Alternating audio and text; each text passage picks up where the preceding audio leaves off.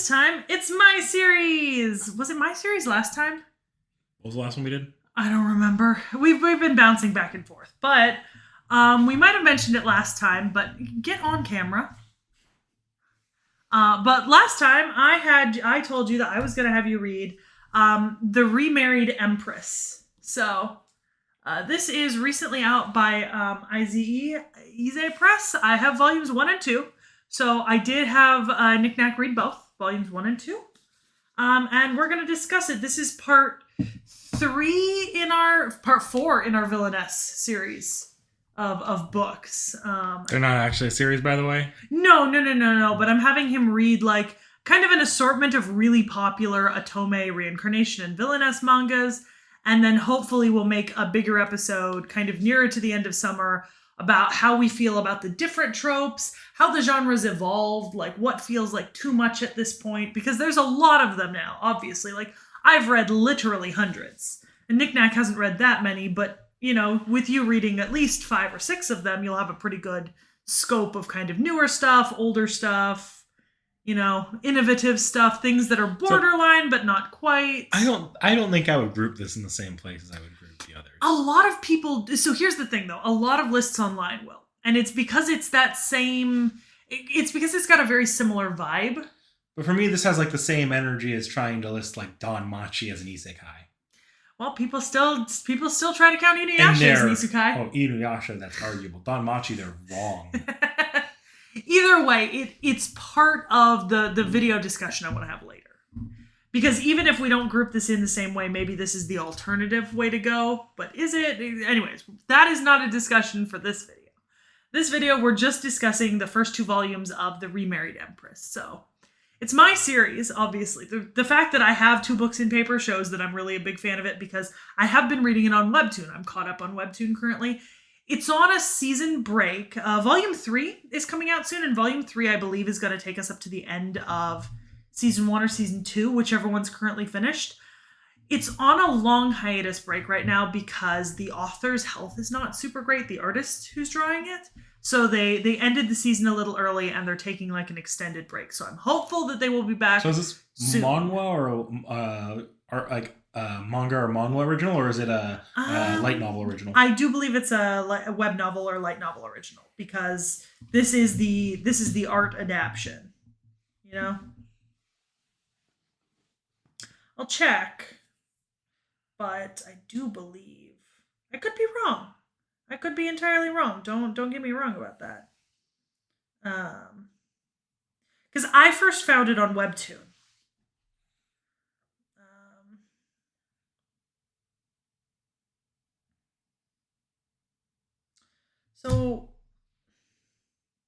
So it does say it's original story by Alpha Tart, adapted by Harry Lee, art by Sumpul. So it's web novel original. Yeah, so it's a web novel original. But yes. So how'd you like this? Like overall? This might sound familiar, but it's a little bit less extreme. Mm-hmm. I liked how it was going. I liked the writing out. The characters were very well done. I think the problem I had most, like my biggest problem here, was it felt like for all that was set up, that's all it was doing was setting up. It felt like where we were when we started the series, kind of where we're at where we ended off 2 volumes in. I think I will say I did hesitate to put this in the schedule now because I was kind of hoping that volume 3 would be out a little bit sooner because the scene that we see kind of like playing out at the beginning about the divorce, we haven't gotten to that by the end of book 2. I believe we get to it in book 3. I just feel like it's taking a long time to get going, which is not like this is not the worst series about it. In fact, I think the series is well enough written to where it's fine. But I would like to see, like, if we were to continue with more volumes, I would like to see things start to maybe kick into a more dramatic. Whereas right now we're kind of stuck in this phase of melodrama. That's entirely fair. I think for me, I do remember looking back around chapter 50 on Webtoon and kind of thinking to myself, okay, but where is the divorce scene gonna take place? Yeah, because you see it in like the first 2 or 3 chapters, and then you go back in time. There's a term for starting when the conflict, like at the peak of the conflict. Yeah, I forget what it's called though, but yeah, something. But it does take a long time to work back up to that peak. I will say we are very close. It will be in book 3. Like, I'm sure it will, because they only have enough chapters for 3 or 4 books right now. And if 3 is coming out soon, it will be in book 3. And I will have you read book 3 after it's come out. And we'll do another off the shelf on it then. So I'm looking forward to your opinion then, because a lot of things change very fast after we hit that kind of opening scene. But you're right, it is moving very slowly right now, because in the essence so far in the story, spoilers abound ahead, is that we have met the Empress, the Emperor, and Rashta. I'm trying so hard not to call her Trashta. I mean, that is an apt description of her. Yeah, Trashta. We've met Sove Shit and Trashta and our lovely Empress Navier.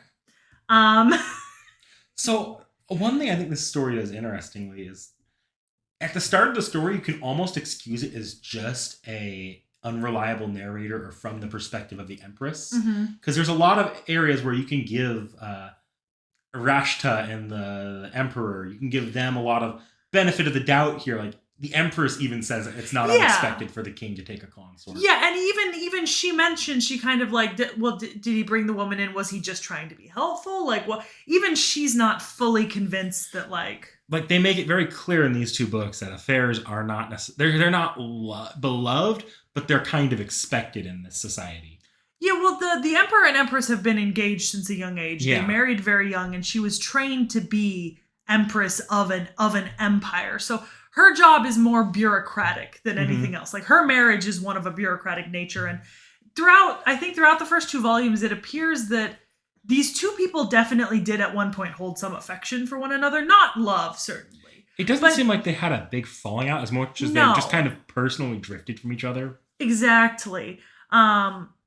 But whereas she's kind of been taught and drilled that she needs to be the perfect Empress, and she cares more about her people and maintaining that and making sure that the empire kind of carries on and everything is done as it should be, he seems to not care so much. He's a little more flippant, it appears. I think throughout definitely the first volume and even some of the second volume, it's just kind of a bad, like, it's an awkward situation with, even though they're still married exes. Yeah, like, pretty much. I wouldn't even say the first volume quite had a full villain, because I think the Empress was still...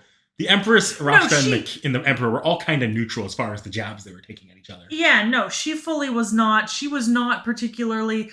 She even admits, she says, I think in the first volume, she doesn't hate Trashta. She just knows that it's improper to interact with her in those ways. She'd rather just stay away and let it kind of not affect her. As more dramas being set up, like as you start getting into volume 2, and I'm sure we'll touch on some of the actual plot points there, it seems to me like this is a beast of their own making. Yeah. Like, interpersonal relationship wise. Yeah. Speaking of getting into volume 2 and some of the serious plot points, by volume 2, Trashta starts becoming more manipulative openly, rather than just kind of her appearing as like a weak damsel in distress who doesn't know much. You actually get to see quite a few moments of her scheming. Part of that, though, is she feels like she was backed into a corner, it seems like. Yeah. But I would argue that the corner she's been backed into, she blames it on the Empress. I blame it on the Emperor. Oh, I blame it on the Emperor altogether. But... Yeah, like for some reason, he's the issue here. Like, Rashta has these ideas, and he does not dissuade her of those ideas. And then she doesn't understand. He's not willing to tell Empress. her no, or really teach her the etiquette of the high society. Yep, and then she rejects the Empress, rejecting her not knowing about it. He needs to be more understanding that the Empress isn't gonna throw up open arms, the new consort. This is... Yeah, let me welcome you into my fucking harem. Yeah. But at the same time, the Emperor, I can understand why the Emperor might not have been able to bring her into that party. Or that banquet. Oh, yeah. No, that was completely reasonable for the Emperor not to bring her into that banquet. Uninviting someone is very disrespectful. Especially because you consider they said something that they each have 50 seats, and the seats have been reserved months in advance for visiting dignitaries and kings, religious figures. You can't just uninvite someone like that. It makes sense why the Emperor didn't and why the Empress... But he should have been more understanding why the Empress couldn't, and have maybe taken more time to actually teach Rashta how to conduct herself in the court and how to. A tutor who actually cared and respected Rashta would have gone a long way. Just like a tutor that would have actually cared enough to teach her and be caring. Maybe not asking the Empress, who you are currently in a bitter relationship with, to look for her lady in waiting would have probably been a good idea. Yeah. Also, not asking her to give you her ring because your mistress lost yours and wants a new one. Try not to ask your wife to give you jewelry to give to your mistress. I think that's a pretty good life lesson. Just in general. But at the same time, I mean, Rashta, she's backed into a corner and her kind of immediate response is, well, I deserve the world and I'm gonna get it no matter what. Which maybe wasn't the best tack to take. So again, I don't immediately drop that on Rashta. I think you start seeing that more on Rashta, but first the Emperor then has because Rashta's a runaway slave. Yeah, which the Emperor's kind of refusing to acknowledge and admit to, even though everyone sort of tacitly knows it behind everyone's back. Like, everyone's aware of this fact, basically, but he's just kind of he's just burying his head in the sand and pretending it's not happening. No. Yeah. But then the first thing the fucking Emperor does is send her former owner to her quarters to apologize. That was stupid. Mm-hmm. Like, that was the decision I think that really put, like, where they've dug their own graves here. Yeah. And I mean... And that's the point where she starts being like, okay, I need to work with him because now we're basically blackmailing each other with her former owner. Yeah. And that's where she's sort of pushed into this more manipulative, pulling strings place in the court. And it seems like that's going to snowball.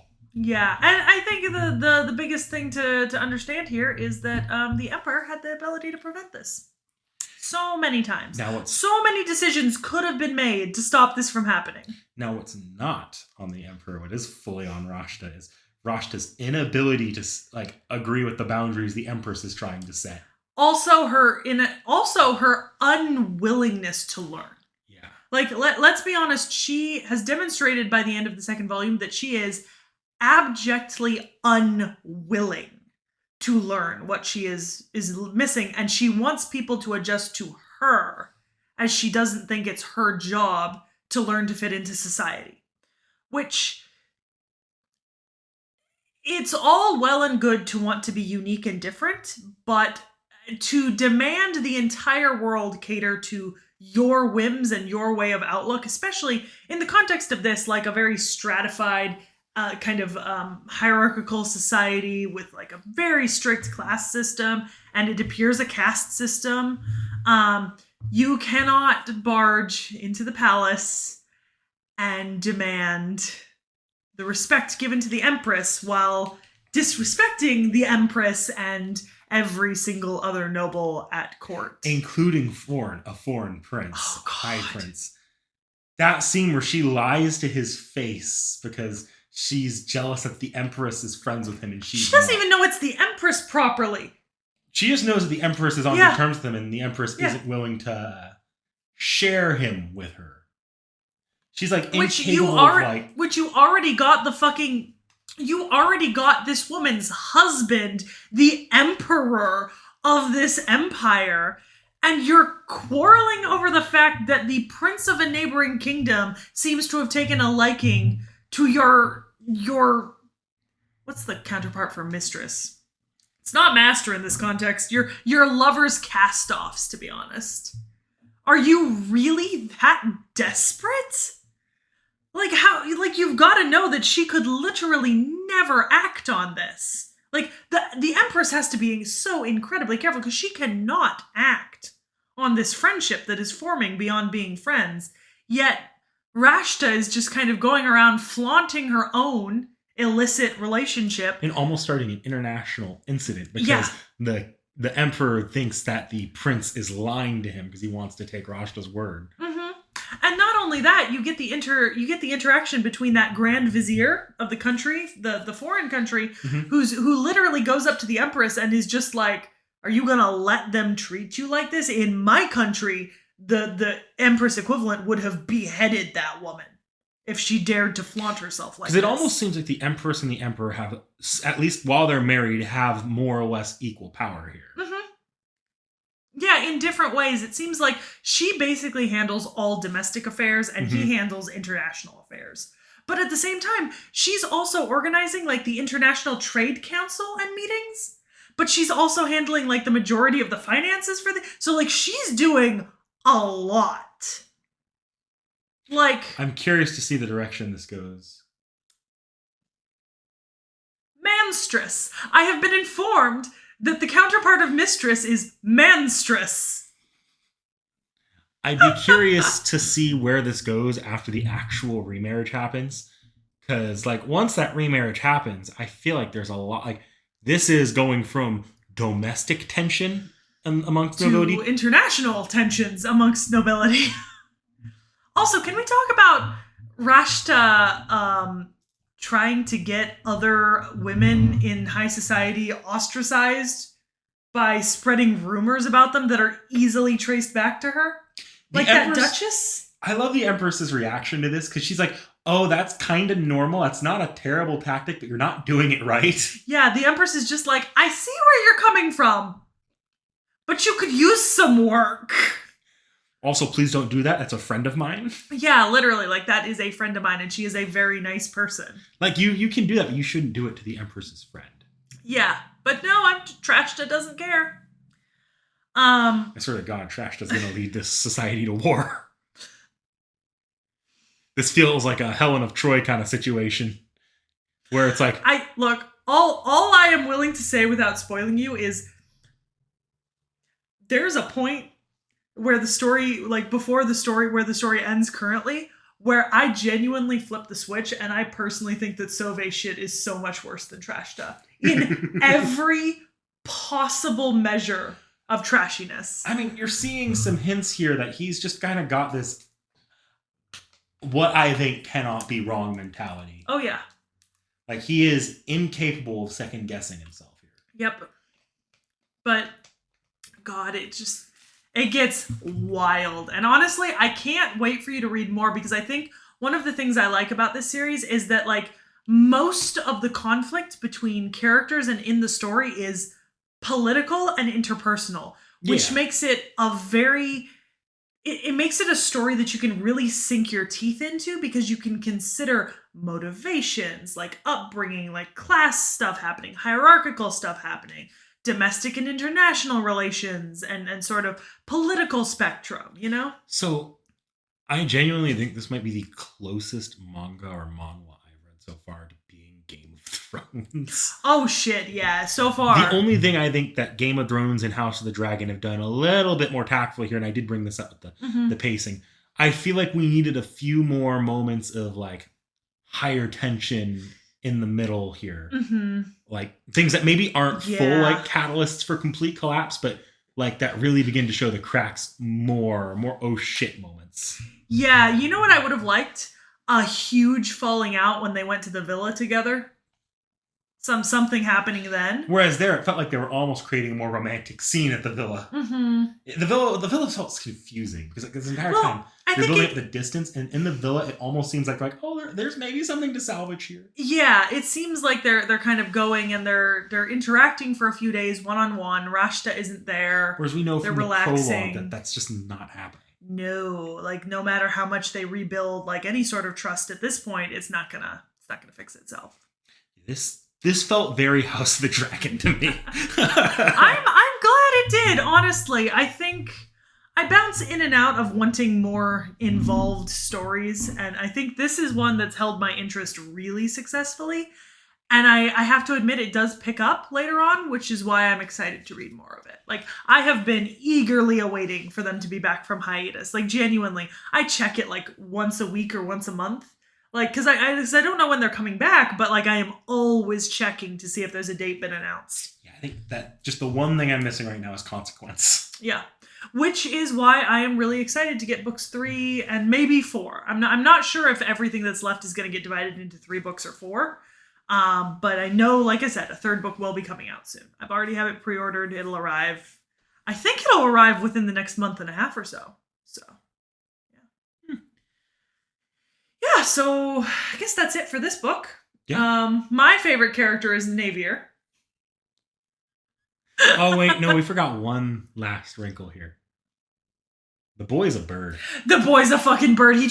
Oh my god. I called that before they had the full reveal too. I was like, wait a minute. Oh yeah. Yeah. The bird is the guy. It's also the same color as his hair. Yeah. Well, that doesn't mean much to me. I know. But you know what I will say though?